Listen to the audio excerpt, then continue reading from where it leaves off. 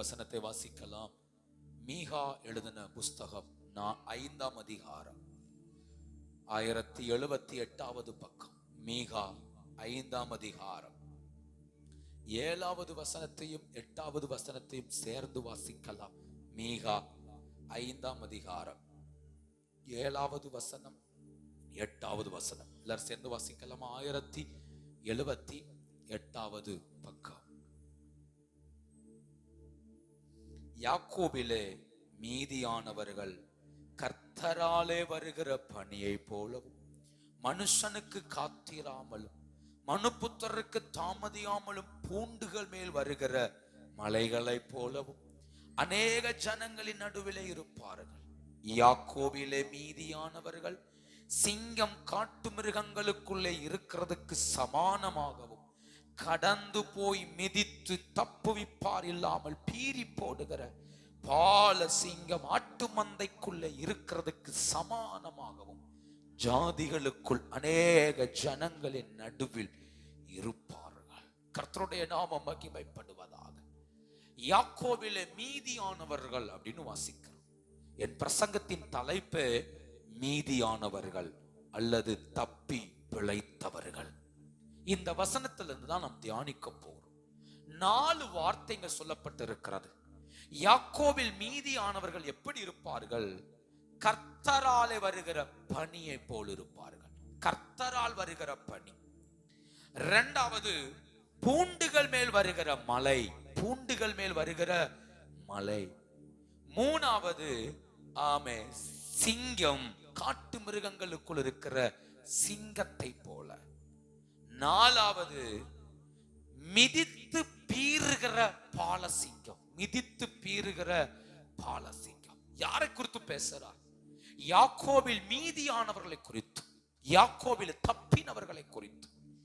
யார் இந்த மீதியானவர்கள் அப்படின்னா, யுத்தத்திற்கு தப்பினவர்கள், அழிவுக்கு தப்பினவர்கள், பஞ்சத்துக்கு தப்பினவர்கள், ஆண்டவரால் பாதுகாக்கப்பட்ட ஒரு சின்ன கூட்டம், ஆண்டவரால் பாதுகாக்கப்பட்ட சிறிய கூட்டம்.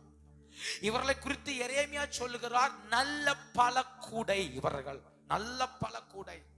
இவர்களை ஆண்டவர் நாட்டுவேன், இவர்களை ஆஸ்வதிப்பேன், இவர்களை கட்டி தேசத்துல உருவாக்குவேன் என்று கர்த்தர் வாக்குத்தத்தம் பண்ணி இருக்கிறார். மீதியானவர்கள். இப்படி சொல்றேன், தேவனால் தப்புவிக்கப்பட்டவர்கள் அல்லது தேவனுக்கென்று தங்களை பிரித்தெடுத்தவர்கள் இவர்கள். கர்த்தருக்கென்று தங்களை பிரித்தெடுத்தவர்கள், கர்த்தருக்காய் வாழும்படி வைராக்கியத்தோடு வாழ்ந்தவர்கள் இவர்கள். இவர்களை குறித்து தான் வேதம் சொல்லுகிறது, இவர்கள் கர்த்தரால் வருகிற பனியை போல் இருப்பார்களாம். இவர்கள் பூண்டுகள் மேல் பெய்கிற மலையை போல. அது அந்த வார்த்தை இருக்குது, மனுஷனுக்கு காத்திராமலும் மனுபுத்திரருக்கு தாமதியாமலும் வருமா இந்த மலை. யாருக்கும் காத்திருக்காது. காத்திராமல் வருகிற மலையை போல இவர்கள் இருப்பார்கள். ரொம்ப முக்கியமா சொல்றாரு, காட்டு மிருகங்களுக்குள் சிங்கம் எப்படி இருக்குதோ அதே போல ஜாதிகளுக்குள் இவர்கள் இருப்பார்கள். கடந்து போய் மிதித்து பீறிட்டு போடுகிற பால சிங்கம் போல இவர்கள் இருப்பார்கள். எப்படிலாம் ஒப்பிடுறாரு பாருங்க. தன்னை பிரித்தெடுத்தவர்கள், கர்த்தருக்காய் வாழ்ந்தவர்கள், கர்த்தருக்காய் வைராக்கியமாய் நின்றவர்கள், கர்த்தருக்கென்று தங்கள் ஜீவியங்களை காத்துக்கொள்ள போராடினவர்கள். இவர்களை பார்த்து சொல்ல, இவன் ஒரு பனி இருக்கிற இடத்துல, இவன் எங்க இருக்கானோ அங்கவே மலை, இவன் எங்க இருக்கிறானோ அங்கவே சிங்கம், இவன் எங்க இருக்கிறானோ அங்கவே பால சிங்கம். பால சிங்கம். பிள்ளையாம் சொல்றான் இல்லையா, இவனை எழுப்புகிறவன் யார்? சிங்கம் போலவும் பால சிங்கம் போலவும் படுத்துக் கொள்ளுகிற இவனை எழுப்புகிறவன் யார்? இருக்கிறது வனாந்தரம். ஆனா பிள்ளையாம் சொல்றான், இவனை எவனாலும் ஜெயிக்க முடியாது. என சிங்கம் கடந்து போய் மிதித்து போடுகிற பால சிங்கம். அவன் அதே பிள்ளையாம் சொல்றான், இவர்களுக்கு இருக்கிற பலன் காண்டாமிருகத்துக்கு ஒத்த பலன் இருக்கிறது. அப்படியானால் யோசித்து பாருங்க இந்த வசனத்தை. மீதியா இருக்கிற ஒரு கூட்டம், பிரித்தெடுக்கப்பட்ட ஒரு கூட்டம், கர்த்தரோடு நடக்கிற ஒரு கூட்டமாய் நாம் வாழ்வோமானால், நாம் இருக்கிற இடத்தில் நம்மை பனியாய் கர்த்தர் வைத்திருப்பார். நாம் இருக்கிற இடத்தில் ஒரு மலையாய் கர்த்தர் வைத்திருப்பார். நாம் இருக்கிற இடத்தில் ஒரு சிங்கமாய் கர்த்தர் வைத்திருப்பார். நாம் இருக்கிற இடத்தில் மிதித்து பீறிட்டு போடுகிற பால சிங்கமாய் வைத்திருப்பார். ஆனா இவர்கள் சின்ன கூட்டம். மீதியானவர்கள் சிறிய கூட்டமாய் தெரிந்து கொள்ளப்பட்டவர்கள். ஆனா அவர்களை பார்த்துதான் வேதம் சொல்லுகிறது, இவர்கள் சாதாரணமானவர்கள் அல்ல, கடந்து போய் ஜெயமெடுக்கிறவர்கள். இவர்கள் சாதாரணமானவர்கள் அல்ல, எப்பேற்பட்ட வறண்ட பூமியும் செழிப்பாக்க கூடியவர்கள். யோசித்து பாருங்க, நாம் நீங்களும் நானும் தேவனால் பிரித்தெடுக்கப்பட்ட மீதியான கூட்டமாய் நாம் இருப்போமானால், கர்த்தரால் தெரிந்து கொள்ளப்பட்ட இடத்தில் நாம் ஜீவிப்போமானால், நம்மை கொண்டு தேவன் செய்கிறவைகள் மகிமையாய் மாற்றப்படும். இயேசு கிறிஸ்து தன்னோடு கூட ஊழியம் செய்யும் போது 70 பேரை தேர்ந்தெடுத்தார் சீஷர்களை. அந்த 70 பேர்களுக்கு முன்பாக 12 பேரை தேர்ந்தெடுத்தார். அந்த 12 பேரில் 3 பேரை தன்னோடு கூடவே வைத்திருந்தார். அந்த 3 பேரை கொண்டு ஆதிகால சபையை கர்த்தர் கட்டி எழுப்பினார். அவர்களை கொண்டு தேசத்தை அசைத்தார். யோவானை கொண்டு தேசத்தை அசைத்தார். பேதுருவை கொண்டு அப்போஸ்தல சபை கட்டுவதற்கு காரணமாய் கர்த்தர் வைத்திருந்தார். யாக்கோபு அன்னைக்கு இருந்த எருசலேமின் முதல் சபை ஊழியனாய் யாக்கோபு நியமிக்கப்பட்டிருந்தார். யோசித்து பாருங்க, இயேசுவோடு கூட இருந்த 3 பேர், அடுத்த கட்டம் 9 பேர், அடுத்த கட்டம் 70 பேர், அடுத்த கட்டம் 120 பேர். யோசித்து பாருங்க, இவர்கள் மேலெல்லாம் கர்த்தர் தம்முடைய ஆவியை ஊற்றினாலும் சிலரை தான் கர்த்தர் தனக்கு பக்கத்தில் வைத்திருந்தார்.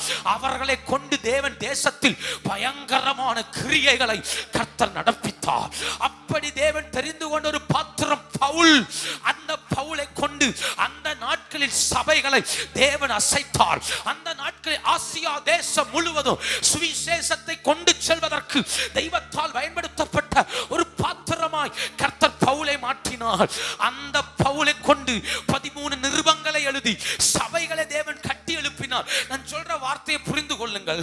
நாம் இந்த உலகத்தின் நடுவே அசுத்தம் நிறைந்த, பாவம் நிறைந்த, கேவலமான இந்த உலகத்தின் நடுவே நம்மை தெய்வத்துக்காய் பிரித்தெடுத்து நம்மை தெய்வத்தோடு இணைத்துக் கொண்டு தெய்வத்துக்காய் வாழ நம்மை அர்ப்பணிப்போமானால், நீங்க இருக்கிறது வறண்ட பூமியா இருந்தா அங்க உங்களை பனியாய் கர்த்தர் வைத்திருப்பார்.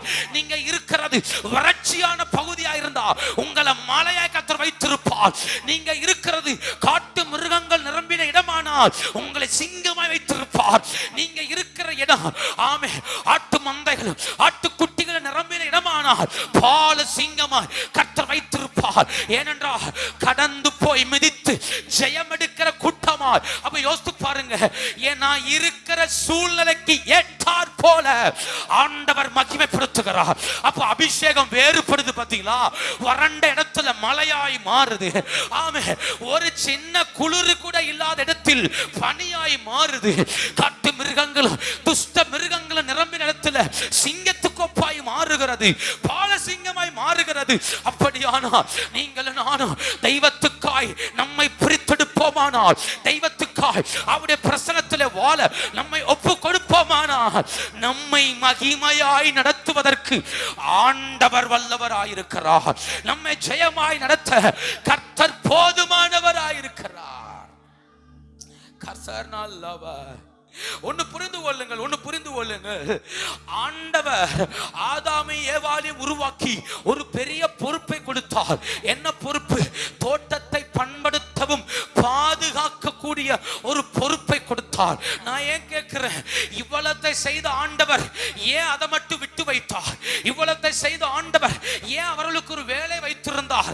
ஏனென்றால் அவர்கள் மேல் இருந்த பலன் தோட்டத்தை பண்படுத்தவும் தோட்டத்தை பாதுகாக்கவும் அவர்கள் மேல் அந்த கிருபையை கர்த்தர் வைத்திருந்தார். நான் சொல்ற வார்த்தையை புரிந்து கொள்ளுங்கள். நம்மளை கர்த்தர் செழிப்பான இடத்தில் கொண்டு போய் நிறுத்துவதில்லை, மாறாக வறண்ட இடத்தில் கொண்டு போய் வைக்கிறார். ஒருவரும் கடந்து போக முடியாத அந்த பள்ளத்தாக்கில் கொண்டு வைக்கிறார். தரிசனமோ மிகப்பெரியது, வாக்குத்தத்தங்களோ மிகப்பெரியது. தரிசனம் செழிப்பென்றால் வாழ்க்கை வனாந்தரம், தரிசனம் அருவியை போல பாயும் என்றால் வாழ்க்கை மழை இல்லாத சூழ்நிலை. தரிசனம் என்னுடைய ஆறுகளும் என்னுடைய வாய்க்கால்களும் தண்ணீராய் நிரம்பி வடியும் என்றால் வாழ்க்கை காடுகளும் புல் இல்லாத வனாந்தரமாய் மாற்றப்படுகிறது. ஏன்? தரிசனம் பெருசா இருக்குது, ஆனா வாழ்க்கை அதுக்கு ஆப்போசிட்டா இருக்குதுன்னா புரிந்து கொள்ள வேண்டும்.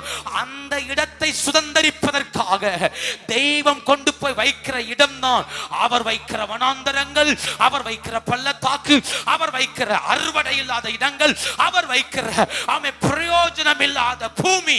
ஒன்னு புரிஞ்சுக்கோங்க, ஒரு வேலை செய்கிறவன், ஒரு வியாபாரம் செய்கிறவன் தனக்கு இந்த ஊர்ல, இந்த தெருவில், இந்த இடத்துல வியாபாரம் ஆகவில்லை என்றால் அவன் தெருவை மாற்றுவான், ஊரை மாற்றுவான், கடையை மாற்றுவான். ஆனால் ஆவிக்குரியவனால் அப்படி மாற்ற முடியாது. ஏனென்றால் எனக்கு ஏத்த இடம் இதல்ல, எனக்கு ஏத்த குடும்பம் இதல்ல, எனக்கு ஏத்த ஊழியம் இதல்ல என்று ஆவிக்குரியவன் சொல்ல முடியாது. ஏனென்றால் அதை மாற்றத்தான் கர்த்தர் நம்மை கொண்டு போய் வைக்கிறார். அதற்காகத்தான் பனி, அதற்காகத்தான் மலை, அதற்காகத்தான் சிங்கம், அதற்காகத்தான் பால சிங்கம். அந்த இடம் அப்படிப்பட்ட இடம் கிடையாது. அந்த இடம் அறுவடைக்கு ஏற்ற இடம் கிடையாது. அந்த இடம் வளர்ச்சிக்கு ஏற்ற இடம் கிடையாது. பின்ன ஏன் நம்மளை எங்க வைத்திருக்கிறார்? நம்ம மேல இருக்கிற அபிஷேகம் அந்த இடத்தை மாற்றும். நம்ம மேல கர்த்தர் வைக்கிற கிருபை அந்த சூழ்நிலைகளை உடைக்கும். நம்ம மேல இருக்கிற பனி பூமியை துளைக்கும். நம்ம மேல இருக்கிற மலை வறண்ட பூமிக்குள்ள ஊட்டை உருவாக்கும். நம்ம மேல இருக்கிற அபிஷேகம் அவன் எவரும் கடந்து போக முடியாத துஷ்ட மிருகங்களை மேற்கொள்ளும். அவன் நம்ம மேல இருக்கிற அபிஷேகம் நம்மை ஜெயிக்க வைக்கும், கடந்து போக வைக்கும். ஏன் தெரியுமா? கர்த்தர் வைக்கிற இடங்கள் எப்போதுமே சவால் நிறைந்தவைகள், சவால் நிறைந்தவைகள். ஒரு மனுஷன் சொன்னான் எஜமானனை பார்த்து, நீர் வைக்காத இடத்தில் எடுக்கிறவரும் தெளிக்காத இடத்தில் சேர்க்கிறவரும் ஆகிய கடினமுள்ள மனுஷன். அப்படின்னா யோசித்து பாருங்க. அவருக்கு தெரியும் இங்க அறுவடை செய்ய முடியாது, இங்க களஞ்சியத்தை சேர்க்க முடியாது அவருக்கு தெரியும். ஆனா ஒரு பணம் கொடுக்கும்போ, ஒரு தாளந்து கொடுக்கும்போ என்ன நம்பினார் தெரியுமா? இது முடியாத இடம் தான், ஆனா இதை மாற்றி அமைப்பான், இவன் ஒரு அறுவடையின் பூமியை மாற்றுவான் என்று நம்பி தாளந்தை கொடுத்தார்.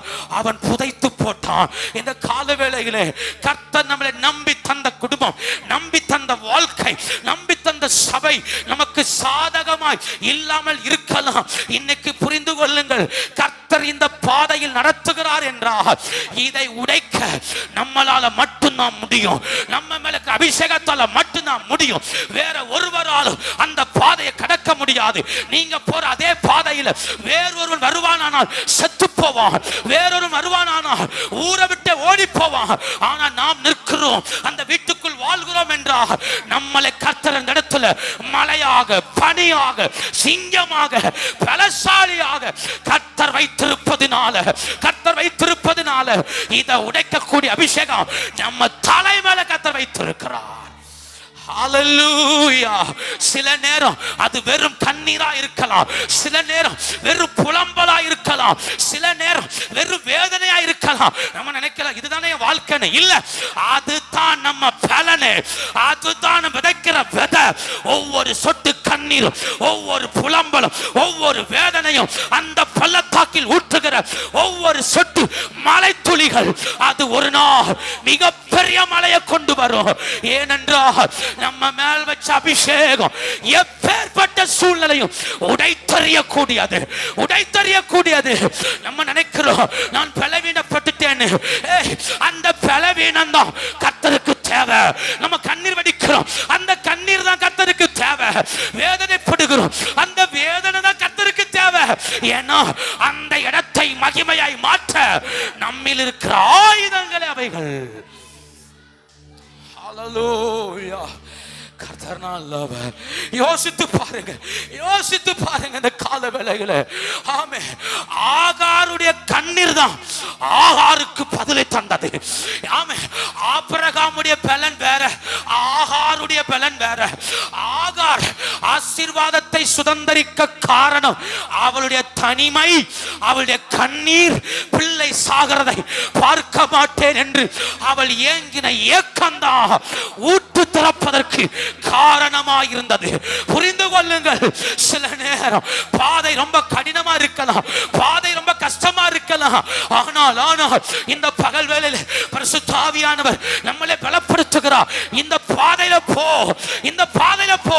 உனக்கான ஊற்று கண்டிப்பா திறக்கப்படும், உனக்கான ஊற்றை அவர் திறப்பா. அந்த இடத்துல கர்த்தர் உன்னை நிறுத்தியிருப்பார் என்றால் அந்த இடத்தை சுதந்தரிக்கத்தக்கதான பலத்தை உன் கண்ணீருக்குள்ள, உன் வேதனைக்குள்ள, பாடுகள் நடுவுல அவர் வைத்திருக்கிறார்.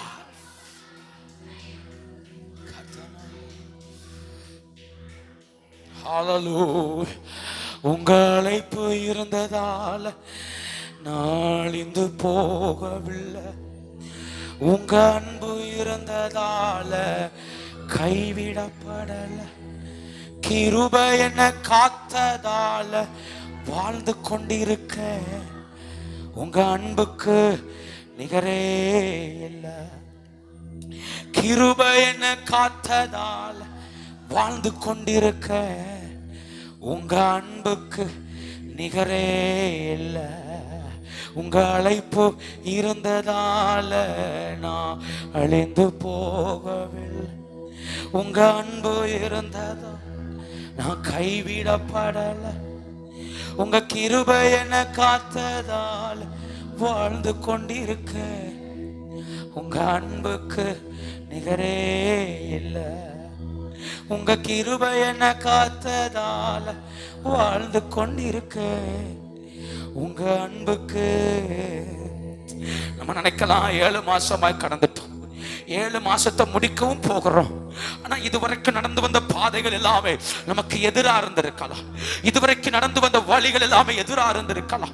ஒண்ணு தெரியுமா, அதிகம் அழுறோம்னா, அதிகம் கண்ணீர் வடிக்கிறோம்னா ஒண்ணு புரிந்து கொள்ளுங்கள், அது ஒரு மிகப்பெரிய விதைகள்.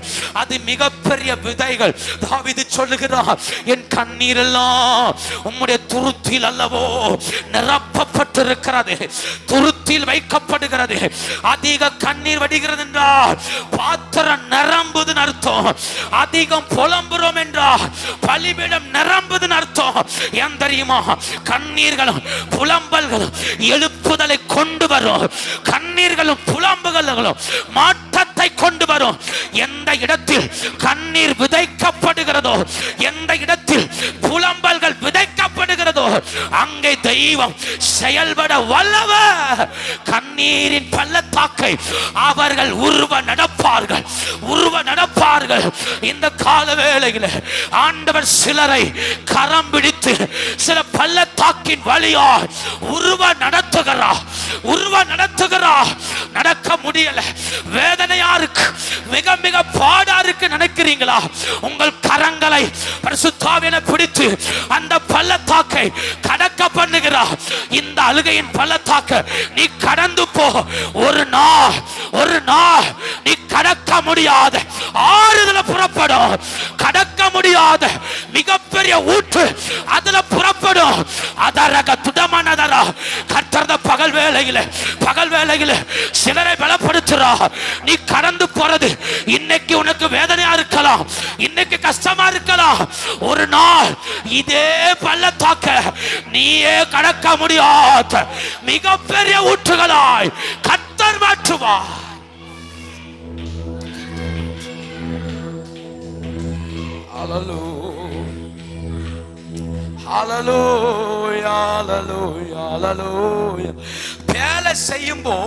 வேலை செய்யும்போ நோவாவுக்கு தெரியாது இந்த பேலை மிதக்குன்னு.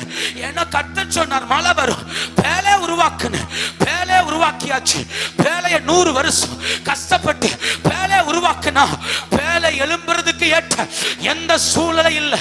மனிதர்கள் சொல்லியிருப்பார்கள் இந்த பேலை எப்படி மிதக்கும், உறவு சொல்லியிருக்கும் இந்த பேலை எப்படி மிதக்கும், பிள்ளைகள் சொல்லியிருப்பார்கள் இந்த பேலை எப்படி மிதக்கும். அதற்கான வாய்ப்பில்லையே, அதற்கான மழையை இதுவரைக்கும் யாரும் பார்க்கலையே. இந்த பேலை மிதக்கிற அளவுக்கு ஒரு மழை பூமியில பெய்ய வாய்ப்புண்டா யாருக்கும் தெரியாது. ஆனா ஒரு நாள் நோவா கண்களை எடுத்து பார்த்தான். மிருகங்கள் வந்தது, பறவைகள் வந்தது, அந்த படகு முழுக்க நிரம்பினது. நோவாட்ட கதை சொன்னார், இப்ப உள்ள போ. கர்த்தர் உள்ள விட்டு கதவை பூட்டினா மழை பெய்ய ஆரம்பித்தது. இந்த பகல் அதரக துதமனதரா உன் பேலை மிதக்காம இருக்கலாம், உன் பேலை எழும்ப வாய்ப்பில்லாம இருக்கலாம், உன் குடும்பம் தலைக்க வாய்ப்பில்லாம இருக்கலாம், ஊழியம் தலைக்க வாய்ப்பில்லாம இருக்கலாம். பரிசுத்த ஆவியானவர் நம்முடைய கரங்களை பிடிக்கிறார். வைக்கிறார். இனி வா, வேலைக்குள்ள போகலாம், வேலைக்குள்ள போகலாம். இனி வா, வேலைக்குள்ள போகலாம். வேலையை விதக்க வைக்கக்கூடிய நேரம் வந்தது, வந்தது. ஆவியானவர் நோவாவை கரம் பிடித்தது போல இந்த பகல் வேளையில கரம் பிடிக்கிறார். ஒரு நாள், 2 நாள், வாரக்கணக்கா மழை பெய்ய பெய்ய வேலை எந்த இடத்தை விட்டு எழும்பாதுன்னு மனிதன் சொன்னானோ அந்த இடத்துல இப்ப வேலை எழும்புது. வேலை எழும்பினது.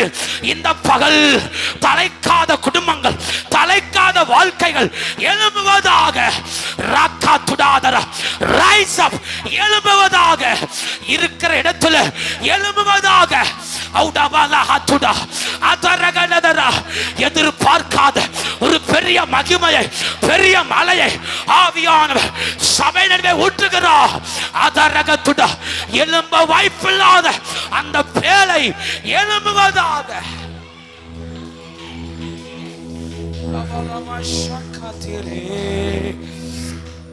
ஹல்லேலூயா.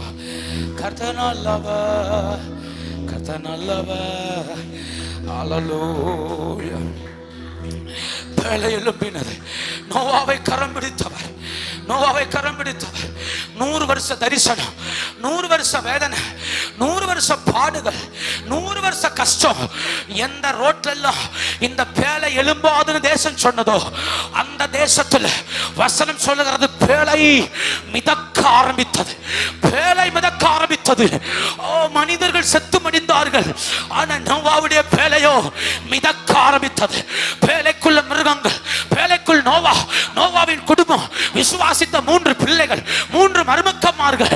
பேழை மிதந்தது, பேழை மிதந்தது.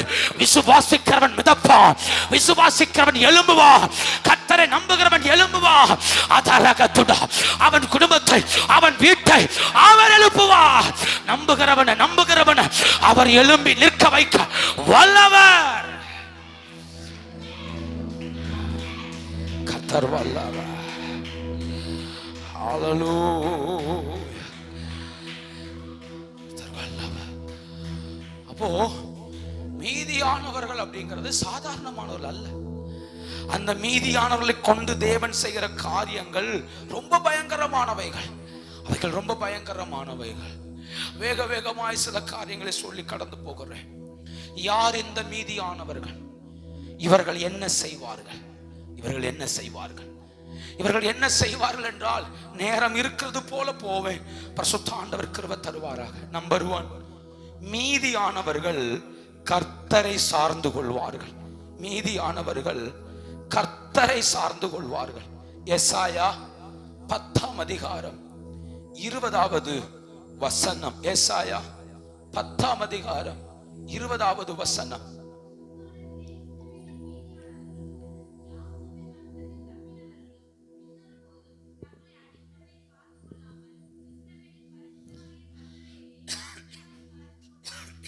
இஸ்ரவேலின் பரிசுத்தராகிய கர்த்தரையே உண்மையாய் சார்ந்து கொள்வார்கள். யார் இந்த மீதியானவர்கள்? இவனை பனியாய் மாத்துவேன், மலையா மாத்துவேன், மிருகமாய் மாத்துவேன், மிதித்து பீரிடுகிறவனாய் மாத்துவேன்னு சொல்றாரு. அவன் யார் அப்படின்னா, கர்த்தரை சார்ந்து கொள்ளுகிறவன். அவன் உண்மையாய் கர்த்தரை சார்ந்து கொள்வானா.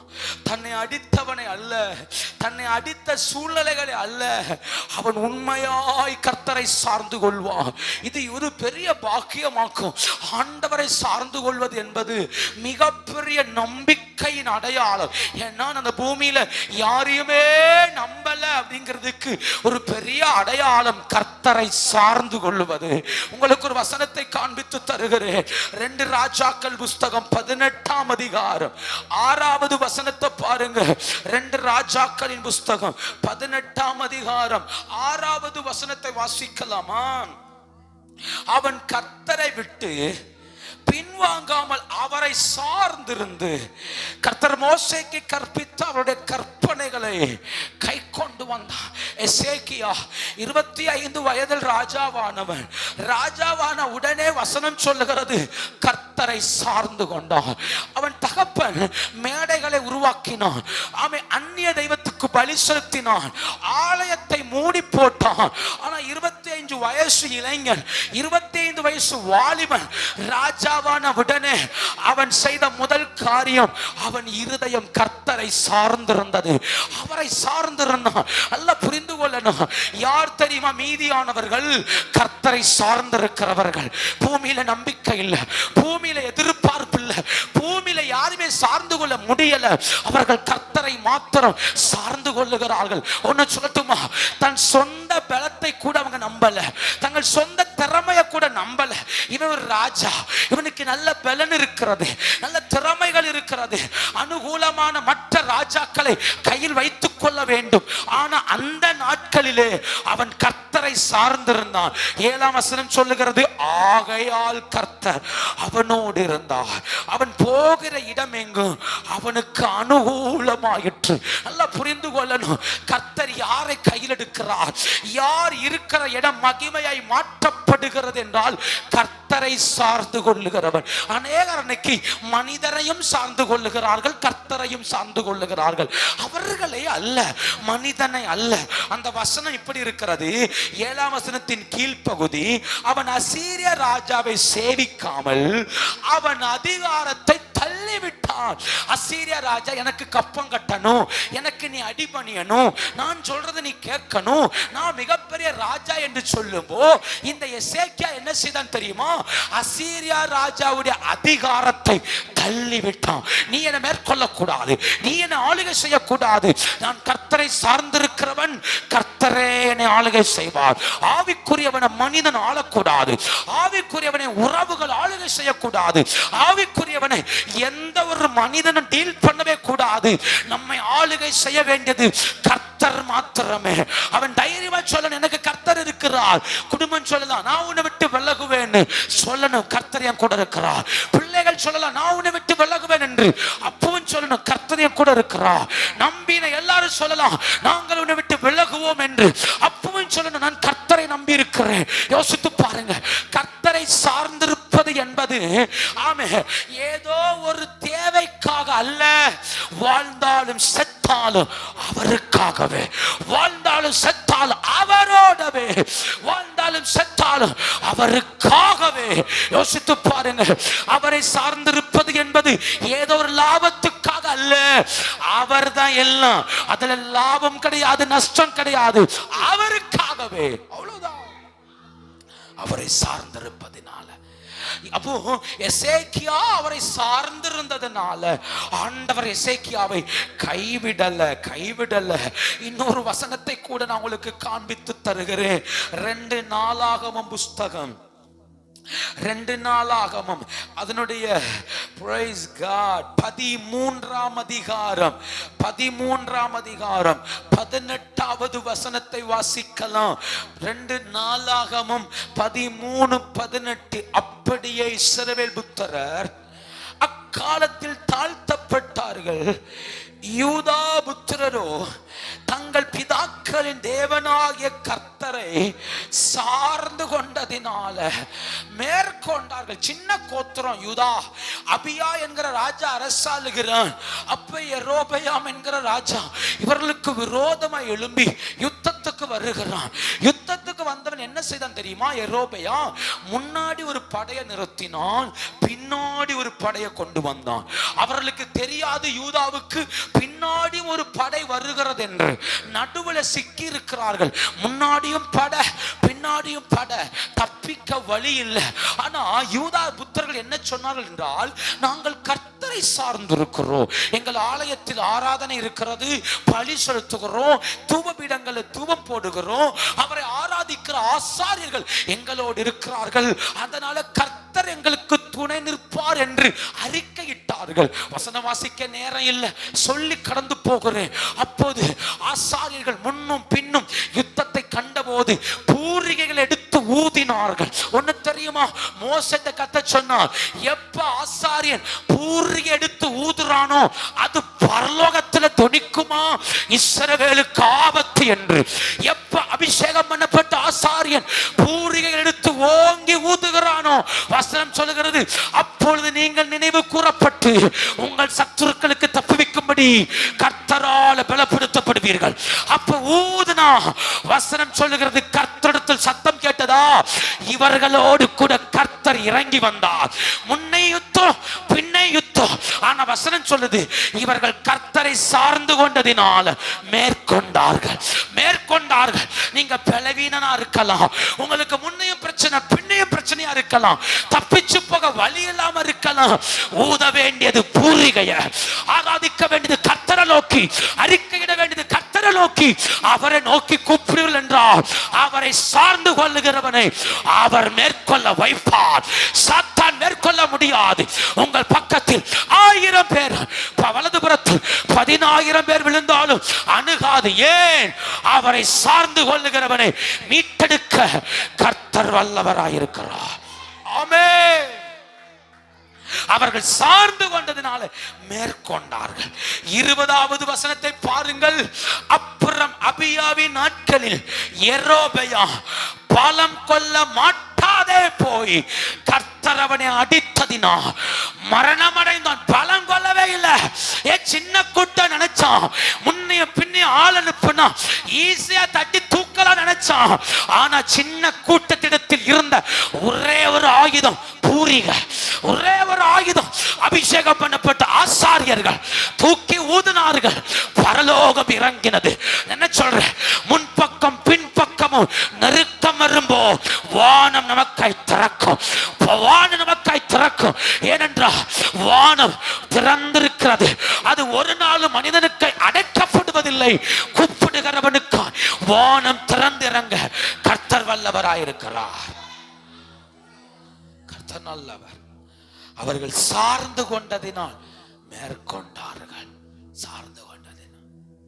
யோசபாத்துடைய ஜெபம் தெரியுமா? அவன் கர்த்தரை சார்ந்திருந்ததுக்கு ஒரு அடையாளம் 2 நாளாகமம் 20ஆம் அதிகாரம் 12ஆம் வசனம்.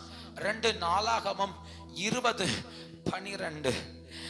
எங்கள் தேவனே, நியாயம் தீர்க்க மாட்டீரோ? விரோதமாக வந்த இந்த ஏராளமான கூட்டத்திற்கு முன்பாக நிற்க எங்களுக்கு பலனில்லை. செய்ய வேண்டியது இன்னதென்று தெரியவில்லை. எங்கள் கண்கள் உண்மையே. 3 ராஜாக்கள் இவர்களுக்கு விரோதமாக எழும்பி வந்திருக்கிறார்கள். யோசபாத்து தேவ சமூகத்துல போய் ஜெபம் பண்றான், என்ன செய்யணும்னு தெரியலப்பா, நிக்க எனக்கு பலன் இல்லை. அதாங்க கர்த்தரை சார்ந்து கொள்ளுவது. ஒருவன் கர்த்தரை சார்ந்து கொள்வான், ஆனால் அவன் சொல்ற வார்த்தை அதுதான், எனக்கு பலன் இல்லை ஆண்டவரே, என்ன செய்யணும்னு எனக்கு தெரியல. ஆனா ஒன்னே எங்கள் கண்கள் மாத்திரமையே நோக்கி இருக்கிறது. அங்க சிறுவர் முதல் பெரியவர் வரைக்கும் எல்லாரும் உபவாசித்து கர்த்தருடைய முகத்தை நோக்கி பார்க்கிறார்கள். கண்கள் மாத்திரமே நோக்கி இருக்கிறது. முன்பக்கம் யுத்தம், பின்பக்கம் யுத்தம், 4 திசைகள் யுத்தம். பலன் இல்லை. யோசபாத் சொல்றான், எனக்கு எதிர்த்து நிக்க பலன் இல்லை. ஆனா இதே யோசபாத்து ஒரு நாள் ஆகாபோடு சேர்ந்து யுத்தத்துக்கெல்லாம் போனான். அன்னைக்கு யுத்தத்துல பயங்கரமான யுத்தங்கள்லாம் நடந்துச்சு. ஆனா இப்ப யோசபாத்து சொல்றான், எனக்கு பலன் இல்லை. அன்னைக்கு ஆகாப் இருக்கிற தைரியம் இருந்தது.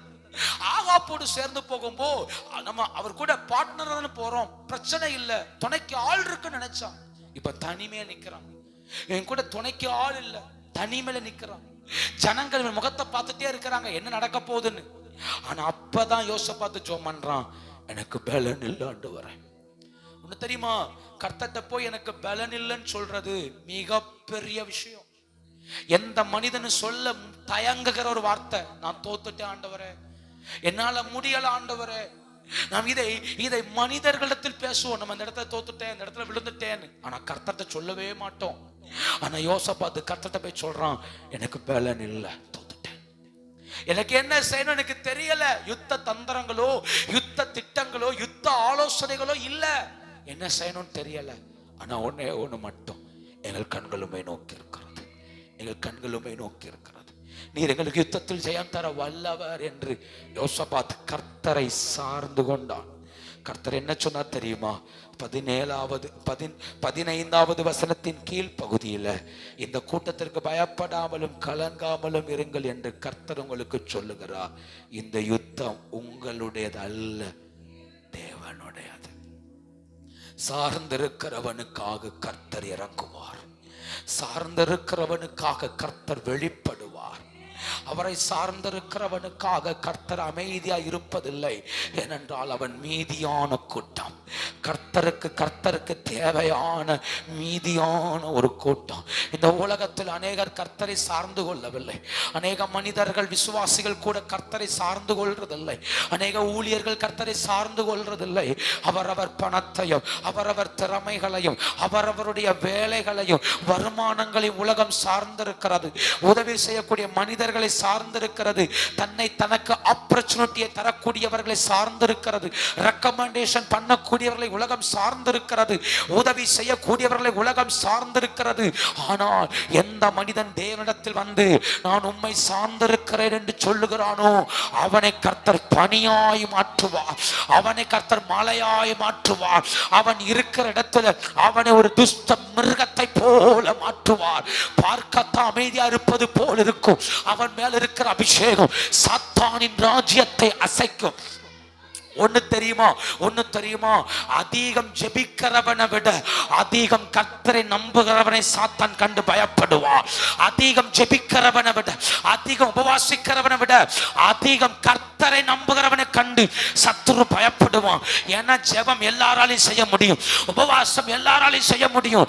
ஆனா 2 கரங்களை உயர்த்தி நான் உங்களை மட்டும் நம்புறேன்னு எல்லாராலையும் சொல்ல முடியாது. அதை சொல்ல ஒரு பலன் வேணும், அதை சொல்ல ஒரு தைரியம் வேணும். அதை சொல்லணும்னா அவன் இருதயம் கர்த்தரை மட்டும் நம்பணும். அவனுக்கு பலன் அல்ல, அவன் தரம் அல்ல, குடும்பங்கள் அல்ல. அவன் நம்ப வேண்டியது கர்த்தரை மட்டும். அவன் தான் பாதாளத்தை அசைக்கக்கூடியவன். அவன் தான் ராஜ்யங்களை அசைக்கக்கூடியவன். ஏன்னா கண்மூடித்தனமாய் கர்த்தரை நம்புகிற அவன் பாதாளத்துக்கு ஆபத்தானவன். அவன் சாத்தானின் ராஜ்யத்தை அசைக்கக்கூடியவன்.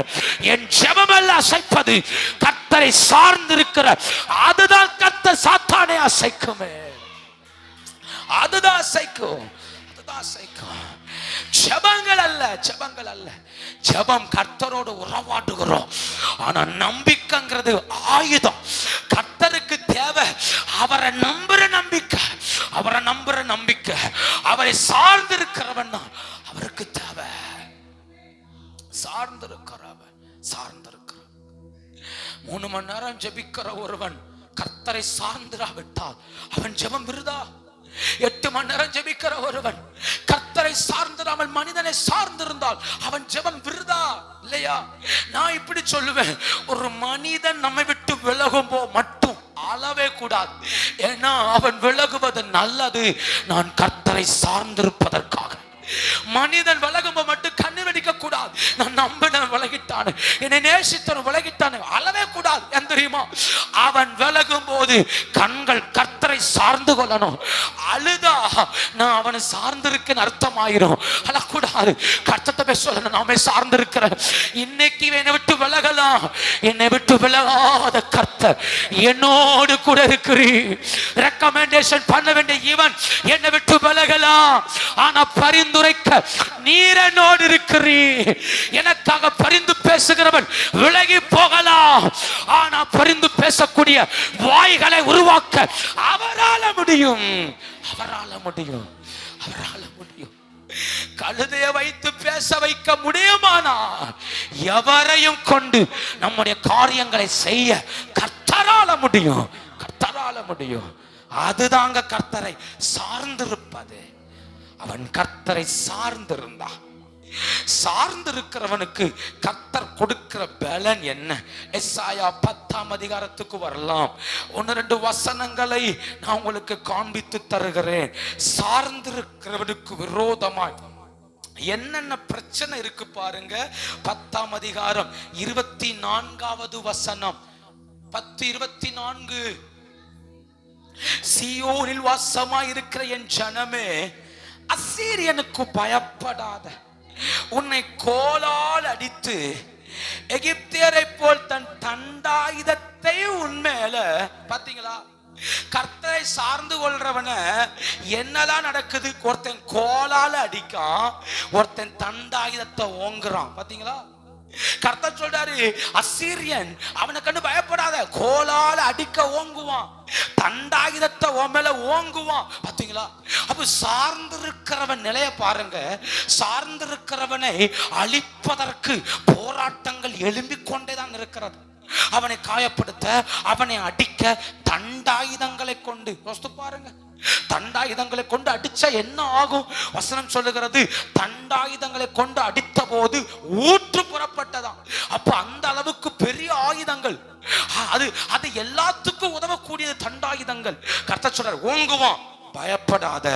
27 அந்நாளில் உன் தோளி நின்று அவன் சுமையும், உன் கழுத்து நின்று அவன் நோகம் நீக்கப்படும்.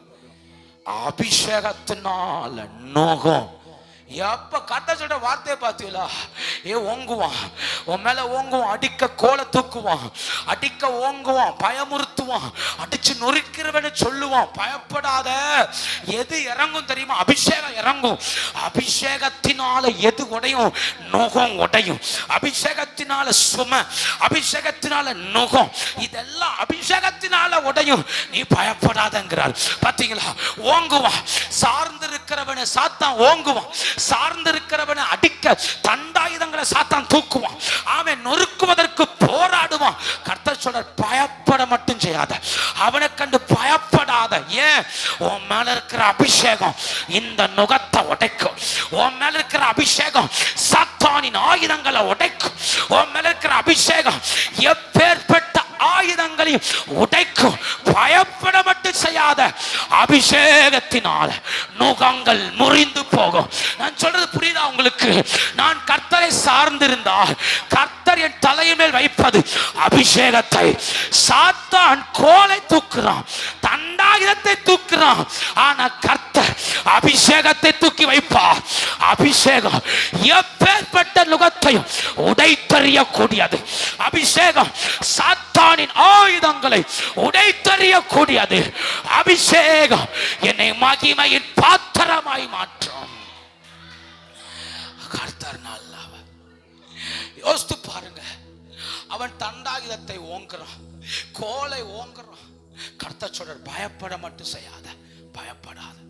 சார்ந்திருக்கிறவனை பார்த்து கர்த்தர் சொல்றார், பயப்பட மட்டும் செய்யாத. அவர் அபிஷேகத்தினால நுகம் முறியும். உன் மேல இருக்கிற அபிஷேகம் நுகத்தை உடைக்கும். சரி, அபிஷேகம் எப்படி உடைக்குங்கிறதுக்கு ஒரு அடையாளத்தையும் சொல்றாரு பாருங்க.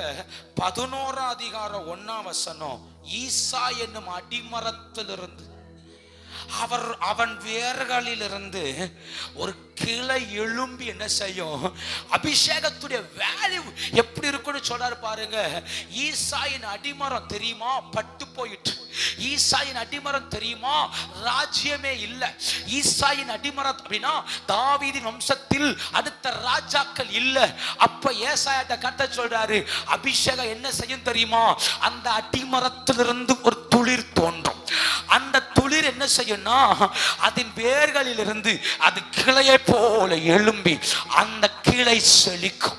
அந்த கிளை மேல ஞானத்தையும் உணர்வையும் அருளும் ஆவியும், ஆலோசனையும் பலனையும் அருளும் ஆவியும், அறிவையும், கர்த்தருக்கு பயப்படுகிற பயத்தையும் அருளுகிற ஆவியுமாகிய கர்த்தருடைய ஆவியானவர் அவர் மேல தங்கியிருப்பார்.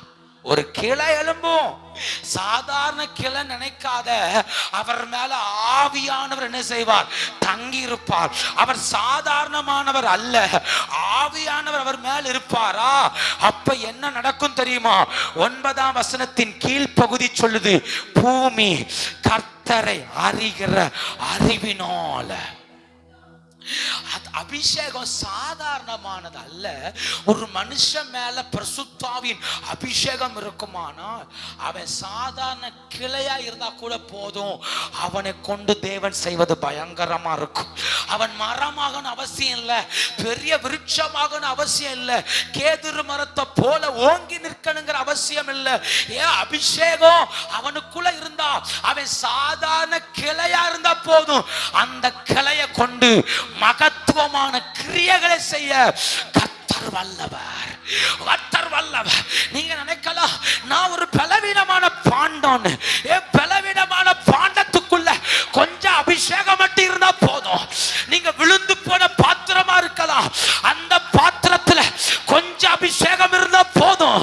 நீங்க உடைக்கப்பட்டவளா இருக்கலாம், அந்த உடைக்கப்பட்டவங்க மேல கொஞ்சம் தைலம் இருந்தா போதும். அது செய்யும் பாருங்க மகிமையானவைகளை, அபிஷேகம் செய்யும் பாருங்க தேவனுக்கு, தேவ சமூகத்தில் பயங்கரமான கிரியைகளை.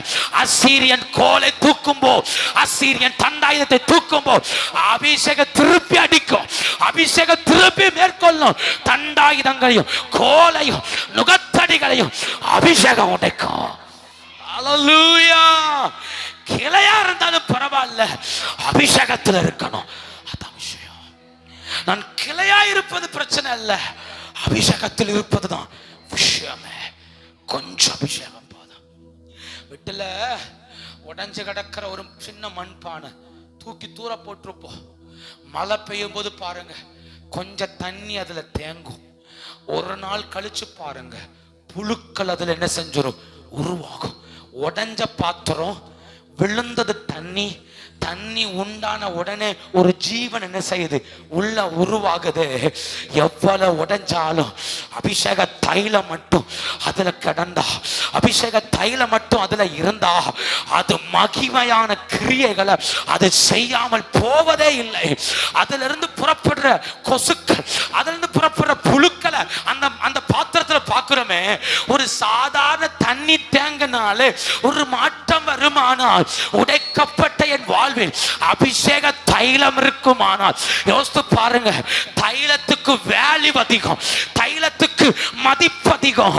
கொஞ்சம் தைலத்தை தான் உடைச்சா அதற்கு ஒருத்தன் சொன்னான் 300 வெள்ளி பணத்துக்கு இதை விற்கலாம். அப்படியானால் கொஞ்சம் தைலம் போதும் தேசத்தை அசைக்க, கொஞ்சம் தைலம் போதும் குடும்பத்தை அசைக்க, கொஞ்சம் தைலம் போதும் ஆமென் சூழ்நிலைகளை அசைக்க. தைலம் மாத்திரம் அந்த பாத்திரத்தில் இருக்குமானா கர்த்தர் செய்வது பயங்கரமா இருக்கும். அல்லேலூயா.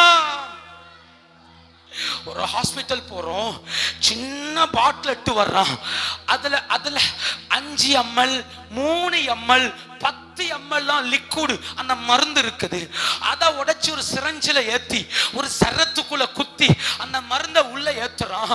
அவன் அடைஞ்ச அத்தனை பலவீனத்தையும் அந்த சின்ன மருந்து என்ன செய்கிறது, அது சரிப்படுத்துது. பாத்தீங்களா, ஒரு டாக்டர் கையில அந்த சின்ன மருந்து போதும் ஒரு வியாதியை குணப்படுத்தக்கூடிய எஃபெக்ட் அதுக்குள்ள இருக்கு, அதுக்குள்ள இருக்கு. நான் சொல்ற வார்த்தையை புரிஞ்சுக்கோங்க. நீங்க சின்னவனா இருக்கலாம், உங்களை எல்லாரும் சீக்கிரம் உடைக்கலாம், உங்களை நொறுக்க எல்லாராலும் முடியும். அவ்வளவு உடைக்கிற பாத்திரமா இருந்தாலும் உங்களுக்குள்ள தைலம் மட்டும் இருக்கும். ஆனால் உடைக்கிறவனைய குணப்படுத்தும், உடைக்கிறவனைய ரட்சிக்கும். உங்களை யார் உடைக்கிறானோ அவனையே அது மேற்கொள்ளும். ஏன்னா உங்களுக்குள்ள இருக்கிற தைலம் உடைக்கிறவனுக்குள்ள பாயும். உங்களுக்குள்ள இருக்கிற தைலம் உங்களை யார் உடைக்கிறானோ அவன் கையில் பயன்பட ஆரம்பிக்கும். அல்லேலூயா. உடைவுகள் பயன்படுத்துகிறது. அதான் கர்த்தர் சொல்றாரு, பயப்படாத. உன் மேல கோலை ஓங்குறான், பயப்படாத. தண்டாயுதத்தை ஓங்குறான், பயப்படாத. அபிஷேகம் நுகத்தை உடைச்சு, உன் மேல இருக்கிற அபிஷேகம் அந்த எல்லா வல்லமைகளையும் உடைத்தறியும். இந்த கால வேளையில நான் புரிந்து கொள்ள வேண்டிய ஒண்ணு, நான் கர்த்தரை மாத்திர சார்ந்திருந்தால், தாவீது சொல்றாரு என் பாத்திரம் நிரம்பி வழிகிறது. தாவீது சொல்றான் என் பாத்திரம் நிரம்புதுப்பா. டெய்லி டெய்லி சொல்றான், வறண்டு போன பாத்திரம் அல்ல என் பாத்திரம், நிரம்பி வழிதா. அதனால ஜீவனுள்ள நாளெல்லாம் நன்மையும் கிருபையும் என்னை தொடர்கிறது. நான் கர்த்தருடைய வீட்டில் நீடித்த நாட்களா நிலைத்திருக்கிறேன். சத்துருக்களுக்கு முன்ன போய் உட்கார்ந்தா என் பந்தியை விசேஷப்படுத்துறீ, சத்துருக்களுக்கு முன்ன போய் உட்கார்ந்தா என்னை விசேஷப்படுத்துறீ. ஏன்? என் பாத்திரம் நிரம்பி வழியுது, அது ஓவர்ஃப்ளோ ஆகுது. நிரம்ப நிரம்ப நிரம்ப என்னுடைய வாழ்க்கையே மகிமையாய் மாற்றப்படுகிறது. என்ன சொல்றேன், நீங்க சாதாரணமானவர்களா இருந்தாலும் டெய்லி சொல்லுங்க நான் உம்மை மாத்திர சார்ந்திருக்கிறேன், உம்மை மாத்திர சார்ந்திருக்கிறேன். அபிஷேகம் நமக்குள்ள நிரம்புவதற்கு கட்டுப்பாடுனாலும் ஜோமனாலும் மட்டும் போதாது. அபிஷேகம் நிரம்புவதற்கு அவரை நம்பணும், அவரை நம்பணும், அவரை சார்ந்து கொள்ளணும். நான் உங்க பக்கம் நிக்கிறேன்னு சொல்லணும், நான் உண்மை சார்ந்து கொள்றேன்னு அறிக்கையிடணும். அபிஷேகம் எமோஷனல்ல வராது, அபிஷேகம் நம்பிக்கையில வரும். அபிஷேகம் உணர்ச்சி வசப்படுறதுனால வராது, அபிஷேகம் நம்பிக்கையில் இருக்குது. அவரை சார்ந்து இருக்கிற அந்த நம்பிக்கையில் இருக்குது, அவர் மேல வைக்கிற விசுவாசத்தில் இருக்குது. அபிஷேகம் அவரை நம்புகிறவன் மேல நிரம்பி வழிகிறது. ஹல்லேலூயா. கேக்குறேன், தாவீது வீட்டுல தாவீதின் மேல அபிஷேகம் வர என்ன காரணம்னா ஒரே ஒரு காரணம், தாவீது கர்த்தரை நம்பினான். ஈசாய் கூட நம்பல, ஈசாயின் பிள்ளைகள் நம்பல, ஆனா தாவீது கர்த்தரை நம்பினான். தன்னுடைய வாழ்க்கையில் எல்லாமே கர்த்தர் தான் என்று கர்த்தரை சார்ந்திருந்தான். அதனாலதான் கர்த்தர் சொன்னார், இவன் அபிஷேகம் பண்ணு. விளைவு, அபிஷேகம் பண்ணப்பட்டவன் மேல பரிசுத்தாவி வந்து தங்கினார். அபிஷேகம் பண்ணப்பட்டவன் சின்னவனா இருக்கலாம், அபிஷேகம் பண்ணப்பட்டவன் மற்றவர்களால் புறக்கணிக்கப்படத்தக்கவனா இருக்கலாம், அபிஷேகம் பண்ணப்பட்டவன் தகப்பனால் நம்ப கூடாதவனாய் நம்ப கூட படத்தக்கவனாய் இல்லாமல் இருக்கலாம். ஆனா கோலியாத்தின் பள்ளத்தாக்கில் வந்தா அவனை விட்டவர் யாருமே கிடையாது. கோலியாத்தின் பள்ளத்தாக்கில் வந்துட்டா அபிஷேகம் பண்ணப்பட்ட இவனை தவிர சவுலுக்கு வேற வாய்ப்பு இல்லை. யோசித்து பாருங்க, ஒரு ராஜா ஒருத்தனை நம்பி உள்ள அனுப்புறான், இவன் தோத்தா அத்தனை பேர் அவனுக்கு அடிமை, இவன் ஜெயிச்சா பெலிஸ்தியன் நமக்கு அடிமை. யோசித்து பாருங்க, ஒரு ராஜா 40 வருஷம் எக்ஸ்பீரியன்ஸ் உள்ள ராஜா அவன் அனுப்புறான் நம்பி, போப்பா யுத்தத்துக்கு போய் அவனை ஜெயிச்சிட்டு வா.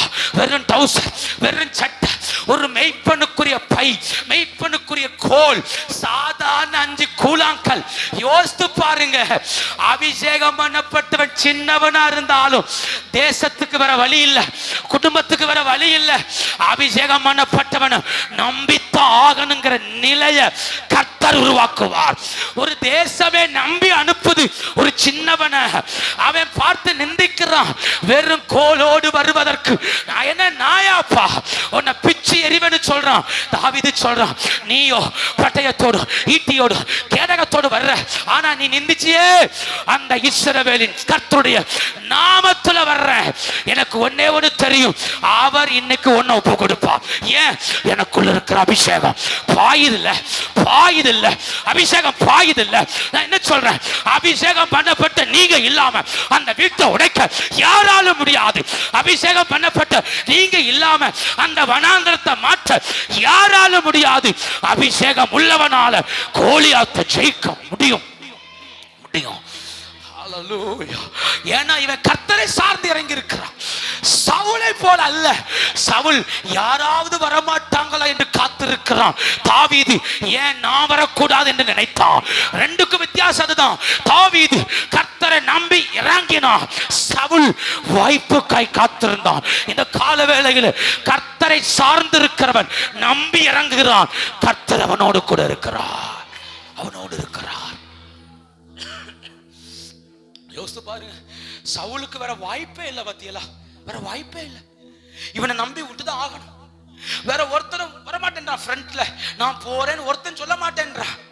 தாவீதின் அண்ணன்மார் என்ன நினைச்சிருப்பாங்க, சோழிய முடிச்சிட்டான், என் தம்பி இன்னைக்கு நாட்டை அட வைக்க போறான் நினைச்சிருப்பாங்க. ராஜா என்ன நினைச்சிருப்பான், என்ன நடக்குமோ தெரியலையேன்னு காத்திருந்திருப்பான். ஆனா யாருமே எதிர்பார்க்கல தாவீதோடு கூட கர்த்தர் இருக்கிறார் என்பதை. நான் சொல்றேன், சார்ந்திருக்கிறவன் சின்னவனா இருக்கலாம், அவனோடு கூட இருக்கிறவர் பெரியவர். அதான் திரும்ப திரும்ப சொல்றேன், நீங்க உடைகிற பாத்திரமா இருங்க, நீங்க நொறுங்குகிற ஆளா இருங்க, உங்களை கண்ணீர் வடிக்க வைக்க 1000 பேர் இருக்கலாம். ஆனா புரிந்து கொள்ளுங்கள், தேவ சமூகத்தில் அவரை சார்ந்து கொள்ளுகிற இருதயத்தை மட்டும் விட்டு விலகவே கூடாது, விலகவே கூடாது, விலகவே கூடாது. எல்லாரும் வலிக்காத மாதிரியே இருக்க வேண்டியிருக்கும். நமக்கு வலிக்காத மாதிரியே என்ன செய்யணும், அது நம்மளை பாதிக்காத மாதிரியே பேச வேண்டியிருக்கும். நமக்கு தனிமையில வேதனையா இருக்கும், ஆனா வெளிக்காட்ட முடியாது, பாதிக்காத மாதிரியே வாழ வேண்டியிருக்கும். ஆனா அவனுக்கு தெரியுமா, அதுதான் நம்ம பலன், அது நம்முடைய பலன்.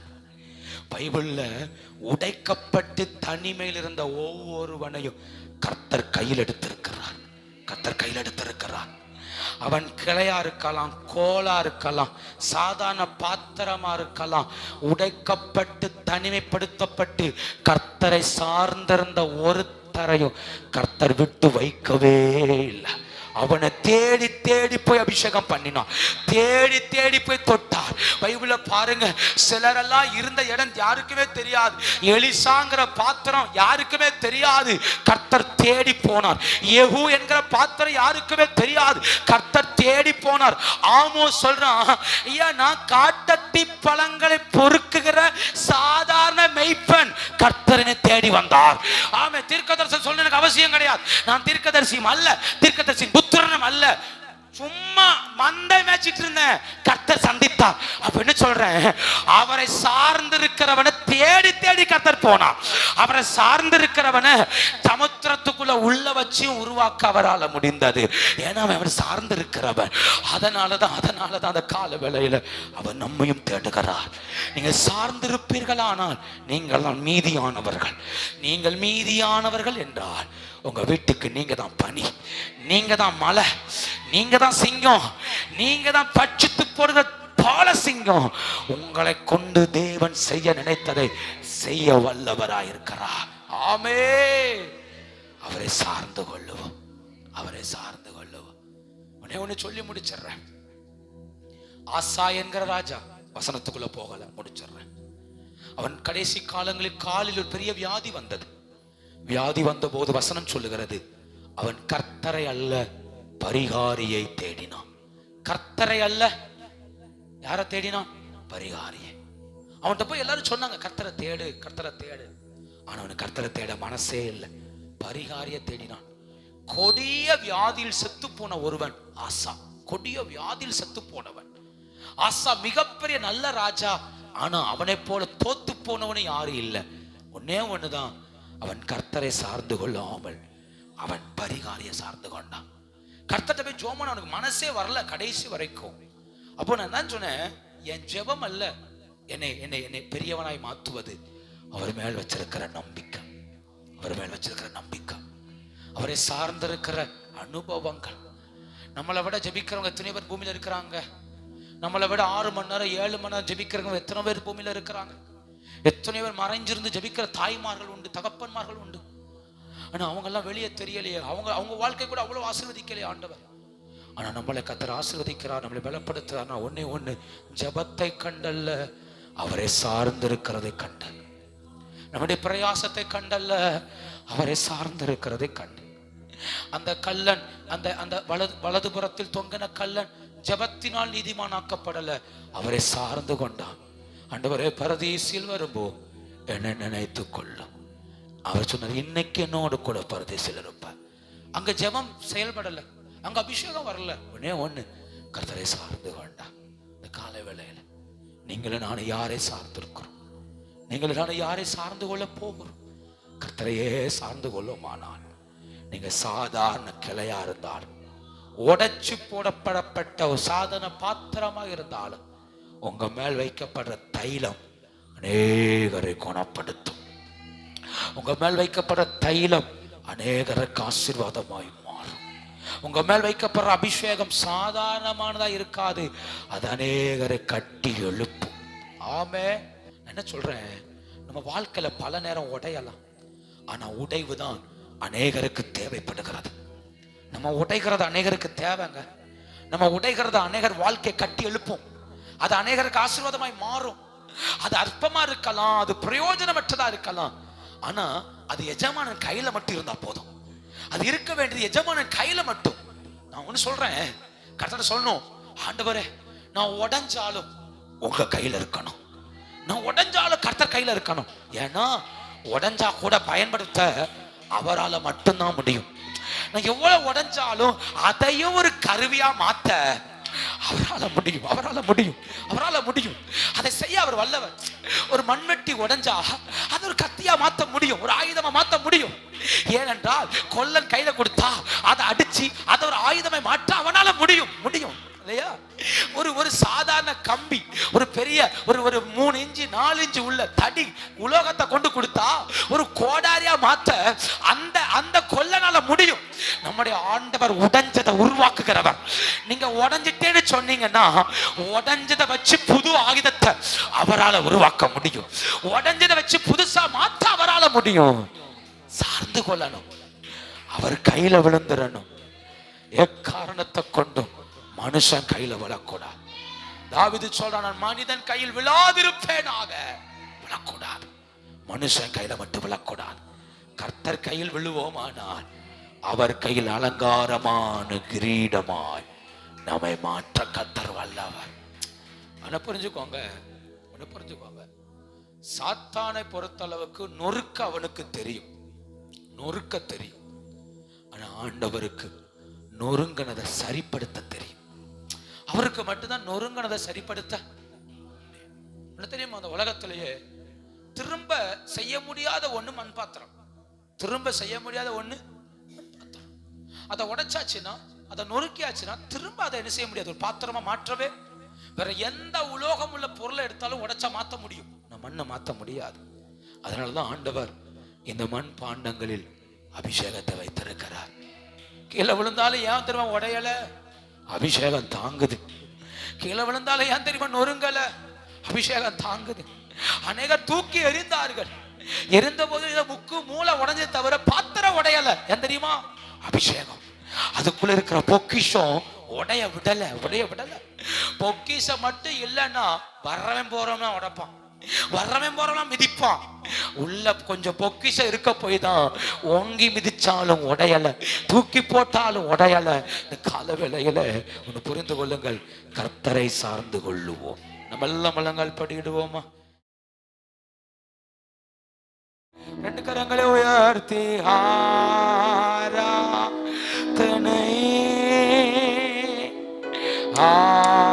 ஆராதனை ஆராதனை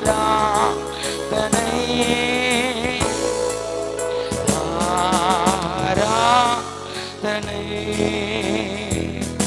என் நண்பரே சொல்லுங்க, என் நண்பர், என் நண்பர் நன்றியப்பா. ஆராதனை ஆராதனை we worship you Lord. ஆராதனை இயேசுவே, ஆராதனை என் நண்பரே, நண்பர் இயேசுவே, என் நண்பர். சொல்லுங்க, வழிகாட்டும் தீபம் துணையாளரே, தேற்றும் தெய்வமே, வழிகாட்டும் தீபம் துணையாளரே, தேற்றும் தெய்வமே. அன்பால் அன்பால் பலத்தான் அனல் மூட்டும் ஐயா அபிஷேகனா. ஓ அன்பால் பலத்தான் அனல் மூட்டும் ஐயா அபிஷேகனா. உங்க அன்பால் அன்பால் பலத்தான் அனல் மூட்டும் ஐயா அபிஷேகனா. இயேசுவே ஆராதனை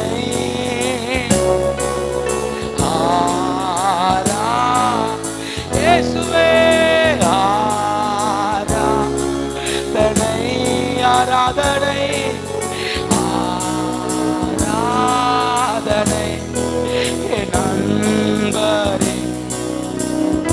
ஆமென் நண்பரே இயேசுவே சார்ந்து கொள்றோம் உம்மையே,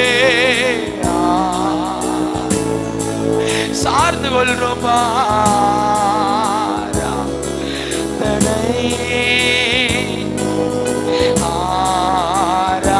ஆராதனை நண்பர் இயேசு நண்பர்.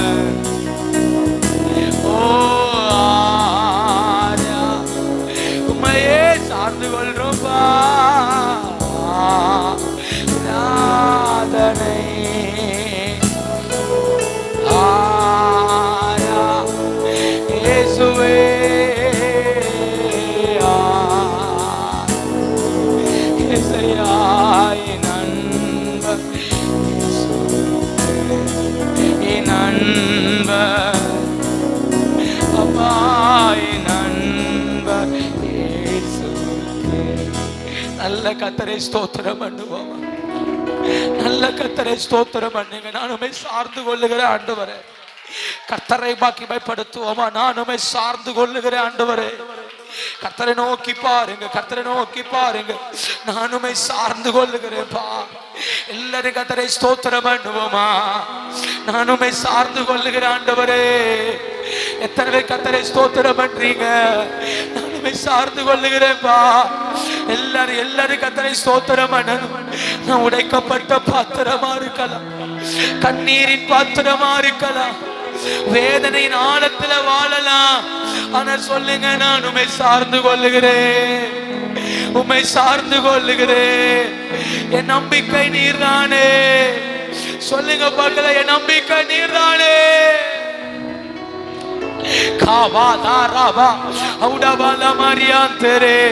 சொல்லுங்க பார்க்கல, நம்பிக்கை நீர்தானே. உம்மை சார்ந்து கொள்வேன்பா. கர்த்தர் எத்தனை பேர் ஸ்தோத்திரம் பண்றீங்க? எத்தனை பேர் சொல்றீங்க நாமே சார்ந்து கொள்வேன் ஆண்டவரே? வாலிப பிள்ளைங்க சொல்ல முடியுமா? நான் உம்மை சார்ந்து கொள்றேன்ப்பா. பிள்ளைகள் சொல்ல முடியுமா? நாமே சார்ந்து கொள்றேன் ஆண்டவரே. நம்பிக்கையோடு சொல்லுங்க, உம்மை சார்ந்து கொள்றேன்ப்பா. மீதியானவர்கள் பனி, மீதியானவர்கள் மலை, மீதியானவர்கள் தான் பால சிங்கங்கள். மீதியான கூட்டம், அவரை சார்ந்திருக்கிற அந்த கூட்டத்தை கொண்டுதான் தேவன் பலத்த கிரியைகளை அவர் நடப்பிக்கிறார். எத்தனை பேர் கர்த்தரை உயர்த்துறீங்க? நானுமே சார்ந்து கொள்ளுகிறேன், நானுமே சார்ந்து கொள்ளுகிறேன், நானுமே சார்ந்து கொள்ளுகிறேன். எத்தனை பேரால் அறிக்கையிட முடிகிறது? நானுமே சார்ந்து கொள்ளுகிறேன்.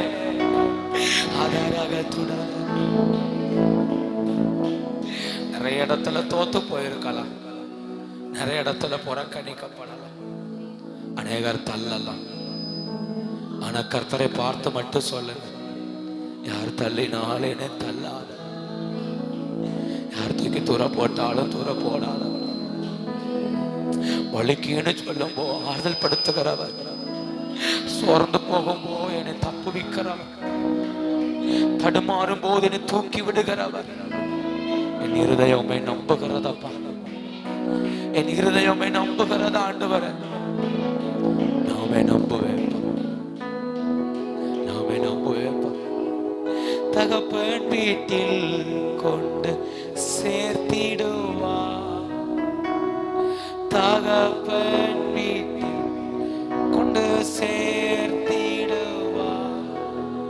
நம்புவேன், ஓ நம்புவேன், நம்புவேன், ஓ நம்புவேன். நல்ல ஆண்டவரே துதிக்கிறோம். எங்கள் இருதயமே சார்ந்து கொள்ளுகிறார், எங்கள் உள்ளங்களுமே சார்ந்து கொள்ளுகிறார். நீர் எங்களை நடத்துற நல்ல பாதைகளுக்காய் ஸ்தோத்திரம். பலவீனமான எங்களை அபிஷேகத்தை தந்து உம்மை சார்ந்திருக்கிற எங்க மேல கர்த்தர் வைக்கிற கிருபைகளுக்காய் ஸ்தோத்திரம். மெய்யாகவே கர்த்தர் இந்த பகல் எங்களை பலப்படுத்தினதுக்காய் நன்றி, கிருபைக்குள் மறைச்சதுக்காய் நன்றி. எங்க குடும்பத்தில் எங்களை பணியான் ஒரு மலையா ஆண்டவரே தடைகளை தகர்த்தெறிகிறவர்களா கர்த்தரை நிறுத்துகிறதுக்காய் ஸ்தோத்திரம். தொடர்ந்து செவ்வாய்க்கிழமை முதல் நடக்கிற ஜெபங்களுக்கு இந்த 21 நாட்களும் நாங்கள் தேவ பிரசன்னத்தில் நிற்க உதவி கொஞ்சம் கொஞ்சம் இன்னும் நாங்கள் அபிஷேகத்தின் ஆழத்துக்குள் பிரவேசிக்க கிருபைத்தார். பாத்திரங்கள் எல்லாம் பலம் பண்ணட்டும், உம்முடைய பிரசன்னம் கூட இருக்கட்டும். சிறு பிள்ளைகள், வாலிபர்கள், பெரியவர்கள், முதியவர்கள் யாவர் மேலும் சமாதானம் உண்டாகட்டும், கிருபை மூடுவதா தொடர்ந்து வழிநடத்து ஆசீர்வதியும். இயேசுவின் மூலம் ஜெபம் கேளு நல்ல பிதாவே. என் ஆத்துமாவே முழுவதுமே பரிசுத்த நாமத்தை ஸ்தோத்திரம். என் ஆத்துமாவே அவர் செய்த சகல உபகாரங்களை மறவாதே.